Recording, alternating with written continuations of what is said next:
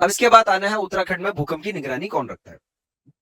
देखिए, प्रकृति एक ऐसी चीज है कि मानव ने उस प्रकृति से संबंधित चुनौतियों से निपटने के लिए या उनके लिए उनको सहन करने के लिए या उससे जो क्षति हो रही है उससे निपटने के लिए कई तकनीकों का आविष्कार कर रखा है। अब उत्तराखंड में क्या हम जान सकते हैं कि किस किस जगह पे कब कब भूकंप आने वाला है? ये तो संभव है ही नहीं। लेकिन हाँ, हम कुछ तकनीक के माध्यम से हमने कुछ वेधशालाएं बना रखी हैं जो हमें समय समय पर उत्तराखंड के अंदर पृथ्वी के नीचे जो गतिविधियां हो रही है उसका एक इंडिकेशन जरूर देता है।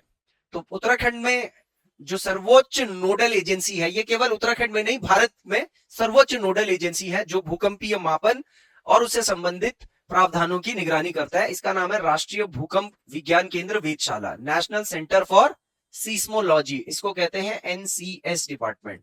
क्या कहते हैं? NCS department. क्या है ये संस्थान जो नेशनल सेंटर फॉर सीस्मोलॉजी यानी राष्ट्रीय भूकंप विज्ञान केंद्र है? तो ये भारत सरकार की संस्थान है, सबसे बड़ी संस्थान है, जिसके अंतर्गत भूकंप निगरानी, भूकंप की मॉनिटरिंग, निगरानी का मतलब मॉनिटरिंग, और उसकी तीव्रता का मापन किया जाता है। अगर कहीं पर भूकंप आ रहा है तो कितना आया था, कितना नुकसान हुआ था, और उस प्रकार से उसके हिसाब से आगे सरकारों को चेताना है, सुझाव देना है। और इसी के आधार पर आज भारत के अंतर्गत लगभग 166 भूकंपीय वेधशालाएं स्थापित है अलग अलग राज्यों में। कितनी? 166। भाई देखो, जाहिर सी बात है, आप अगर इंडिया का नक्शा बनाते हो तो इंडिया के नक्शे के अंदर इंडिया का लगभग 60% क्षेत्र जो है ये भूकंपीय क्षेत्र है। कैसा क्षेत्र है ये? ये भूकंपीय क्षेत्र है, यानी कि 60% क्षेत्र में भूकंप उत्पन्न होते हैं। और ऊपर से जो ऊपर का हिस्सा है, लगभग 25% का जो ऊपर का हिस्सा है, ये आपका जोन 5 और जोन 4 में आ रहा है। तो 25% जो भी हमारा उत्तरी भाग है ये जोन 5 और 4 में आएगा, तो हमारे को भूकंप से संबंधित जो भी तकनीक है उसका सर्वोच्च तकनीकी एवं इष्टतम उपयोग करना अनिवार्य है। तो अभी उत्तराखंड में ऐसी कितनी वेधशालाएं हैं? 8 है।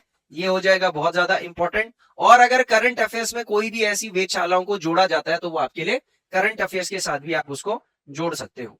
अभी वर्तमान में 8 वेधशालाएं। अब आपको पेपर में पूछ सकता है कि उत्तराखंड में कहां कहां किन किन जिलों में ये वेधशालाएं स्थापित है, या हो सकता है जगह पूछ ले कि जोशीमठ में है या बद्रीनाथ में है या पिथौरागढ़ में है या मुनस्यारी में या धारचूला में है या कहां पर वेधशालाएं स्थापित है। तो कुछ एक दो जगह है, कुछ आइडिया जहां वेधशालाएं हो, कभी सुनी हो आपने कि यहाँ ऐसी वेधशालाएं हैं। वेधशाला का मतलब क्या होता है? एक लैब होती है, एक भवन होगा, एक लैब होगी, और वहां पर भूकंप से जुड़े हुए जितने भी उपकरण होते हैं, सीस्मोग्राफ होता है, रिक्टर स्केल होता है, मर्कैली स्केल होता है, और उसके अलावा जो हमारी जो पृथ्वी की सतह की तरंगों को अध्ययन करने की जो सोनार इत्यादि जैसी तकनीकी मशीनें होंगी। तो वेधशालाएं हैं। अब देखते हैं उत्तराखंड में 8 वेधशालाएं क्या है। मैप के आधार पर मैंने सारा तैयार कर रखा है आपके लिए, पर मैप जब भी आप बनाओगे हाथ से बनाओगे, अपनी कॉपी के अंदर हाथ से सारे जिले के हिसाब से, तब उसके बाद बनाना है। ठीक है? तो उत्तराखंड में जो 8 भूकंप वेधशालाएं हैं उसको यहां पर आप देखो, मैप में देखते हैं।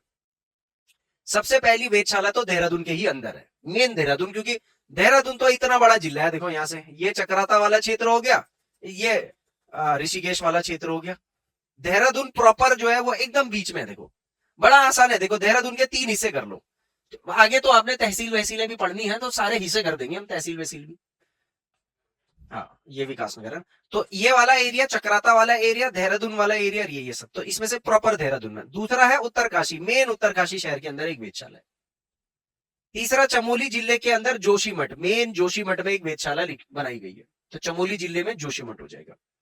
उसके बाद आता है अल्मोड़ा में। तो अल्मोड़ा से जब आप बागेश्वर की तरफ जाते हो तो बीच में रास्ते में पड़ता है चौखुटिया। क्या पड़ता है? चौखुटिया, चौखुटिया, चौखुटिया इधर। ठीक है? उसके बाद मुक्तेश्वर, मुक्तेश्वर आपने देखा होगा, बहुत फेमस जगह है। नैनीताल, नैनीताल से जब अल्मोड़ा की तरफ जाते हो, इस तरफ उत्तर पूर्व की तरफ, मुक्तेश्वर महादेव, मुक्तेश्वर हिल स्टेशन, कितना फेमस हिल स्टेशन है। यहां से पंचाचूली जो पीक है, पहाड़ है, ये पिथौरागढ़ का, उसका दृश्य कितना जबरदस्त दिखता है। उसके बाद चंपावत में लोहा घाट।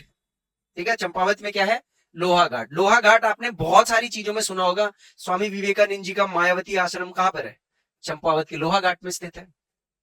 और अब इंपॉर्टेंट क्या याद रखना है कि आप यहां पर देख रहे होंगे लगभग यहां पर सभी जगह पे एक एक है। पिथौरागढ़ में 2 हैं। कौन कौन से?